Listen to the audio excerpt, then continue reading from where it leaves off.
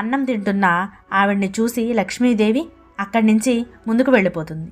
అలా రెండో కొడుకు ఇంటికి వెళ్ళగా రెండో కోడలు పేడ పిసికి పిడకలు చేస్తూ ఉంటుంది. ఇక ఆ పేడ వాసన భరించలేని లక్ష్మీదేవి అక్కడి నుంచి వెళ్ళిపోతుంది. ఇక మూడో కొడుకు ఇంటికి వెళ్ళగానే అక్కడ ఆ ఇంటి ఇల్లాలు భర్తని పిల్లల్ని గట్టిగట్టిగా అరుస్తూ తిడుతూ ఉంటుంది. అక్కడ ఉండలేని లక్ష్మీదేవి కొంచెం ముందుకు వెళ్ళగానే నాలుగో కొడుకు ఇంటి ముందు ఆగుతుంది. ఆ ఇంటి ఇల్లాలు గుమ్మం ముందు కూర్చొని జుట్టంతా విరబోసుకొని తలలో పేలు కుక్కుకుంటూ ఉంటుంది.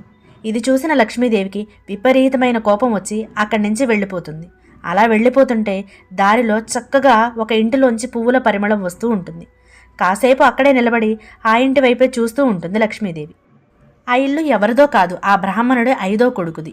ఎవరైతే కటిక దరిద్రంతో ఇల్లు వెళ్ళబుచ్చుతున్నారో ఆ 5వ కొడుకు ఇంటిలోంచి పువ్వుల పరిమళంతో చాలా చక్కగా కమ్మని వాసన వస్తుంటే లక్ష్మీదేవి అక్కడే